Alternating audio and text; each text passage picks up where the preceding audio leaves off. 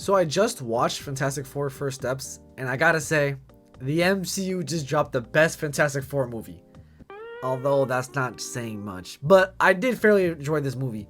Especially after the horror I had to deal with recently, as I'm currently working on another worst of the worst with Fantastic Four 2015.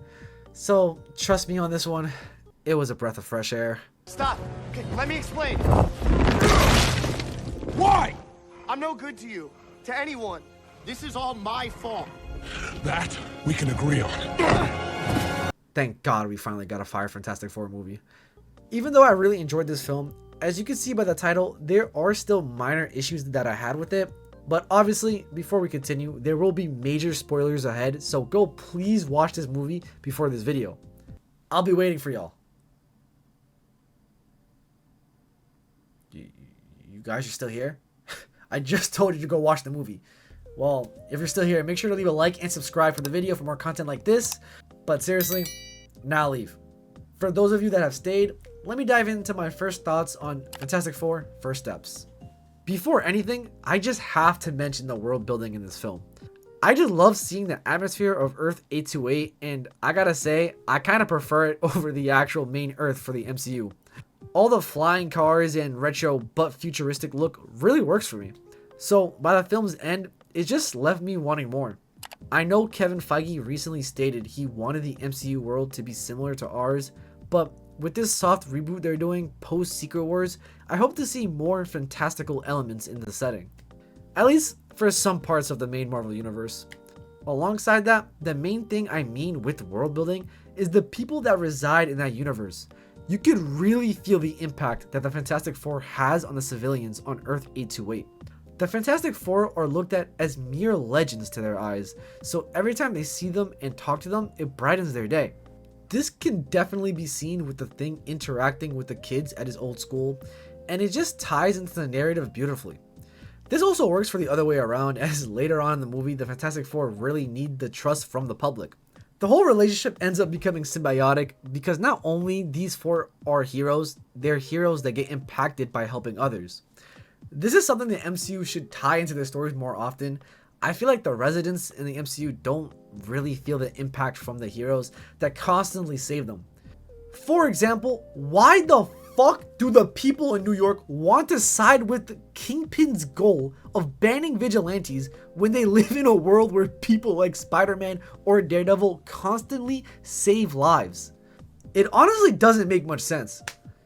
Now, if I'm comparing this to the movie, the people in the film appear astonished to even be in the vicinity of the Fantastic Four. Like, they act like me if I saw Ronaldo down the street. Very shocked and happy. Truly, more comic book movies have to add this to their universes because it just feels more cohesive, if you know what I mean. James Gunn also did this too with Superman recently, and it just makes you feel like this is normal for those people, thus allowing the world to really flourish for the viewer. Now, as someone who is a little concerned with the casting of Joseph Quinn and Pedro Pascal for the roles of Mr. Fantastic and Human Torch, I gotta say, they played their roles extremely well. In fact, I think these four are the Fantastic Four. Maybe they could get a better Mr. Fantastic potentially, but I can't see anyone else playing the other three characters. Human Torch acts like a smartass, but goes out his way to prove himself as a hero. Sue Storm plays a respectable mother who acts just like how I think her character would in this realm, especially with her doing anything to protect her child. Mr. Fantastic acts like a fucking genius, but also pretty socially awkward. What the fuck did I just say? Pretty socially awkward in certain situations. Also, would just like to point out that when Reed writes anything down on his chalkboard, Pedro Pascal just looks funny because you know he has no idea what the fuck he just wrote down. Finally, the Thing is perfect with him being there for everyone and reminiscing on his time when he didn't look like a rock. These four truly portray the characters perfectly, and their chemistry together is just amazing. Genuinely, it felt like I was watching a real family. This was very apparent too with the many quips and jokes the four had with each other. Which also reminds me that the whole 80s sitcom feel this movie had was beyond great. I don't really know how to explain it. I feel like you'll get what I mean if you watch it, but it's like a scene from Friends or something. You know those scenes when they just hang out making fun of each other and you hear a laugh track? It kind of feels like that type of stuff. One last thing I want to point out is visually, it's beautiful, especially when they go to space. Also, why were people saying this movie is a space movie? Like, I saw one dude say this film was inspired by Interstellar. Like, gang, they were in space for like 20 minutes. I could see the Interstellar inspiration, but bro, this movie was barely in space. Anyway, the one thing I was worried about this film was Galactus because he's a character I very much enjoy. I always wanted him to be the big bad for a saga, as I feel like he adds something to these characters that no villain really does, which is the fact that he has the potential to cause the heroes and villains of the Marvel Universe to work together. This is something I feel like the MCU needs to have in their next saga, or at least before they fully end the MCU, which who the fuck knows when that will be. My favorite memory of Galactus is in the last mission for LEGO Marvel Superheroes, where everyone joins together to help stop him from eating the planet. The best part of this is the fact that the villains realize they have to help the heroes because there will be no planet left for them to rule or take over, which causes them to join the fight. So seeing Galactus not completely lose in this film is something I definitely enjoyed because they portrayed him so well. Every time he appears on screen, you can really feel the menacing nature of him as his purple eyes just constantly stare at you, making you feel very nervous to even be in his presence. The way he also just sits on his throne is just terrifying because this guy could really kill someone by just slapping them with his hand. On top of this, the powers he uses in the final fight were just amazing. Seeing him use his telekinesis and heat vision was something great to see. Also, the impact that Galactus just has on this world was perfectly done. Having the public want the Fantastic Four to do the thing they didn't want to do. Not gonna say what it is, as I'm not trying to completely spoil this movie, but it was pretty crazy. It was a concept I'm glad they explored because the way the public reacted is exactly how I feel like they would. When I first saw it, I was a little nervous they weren't gonna complain about it, but the fact that they did made the world feel more whole. Plus, it added to the whole symbiotic relationship thing that I mentioned earlier. Also, Julia Garner's portrayal as Silver Surfer was extremely better than Doug Jones. They really made her powerful and a great hero to Galactus. I loved when Johnny got her to realize that she's being selfish and causing pain to others. It made her change her opinion on what she was actually doing.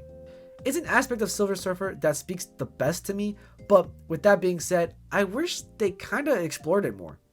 Which I'll get into a moment since there are minor issues in this film.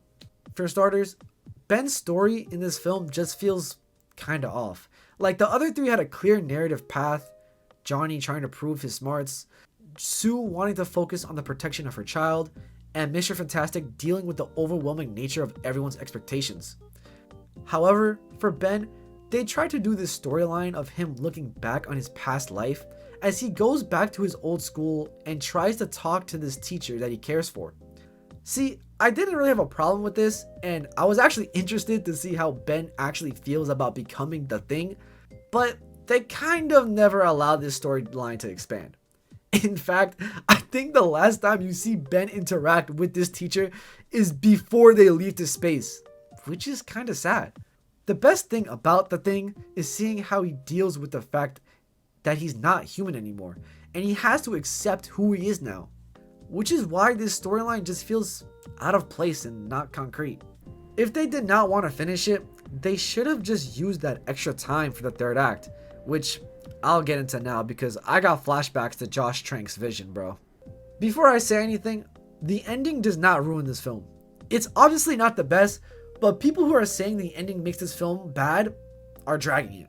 I know it's not perfect, and trust, I don't like it either, but the highs were just too high to completely ignore.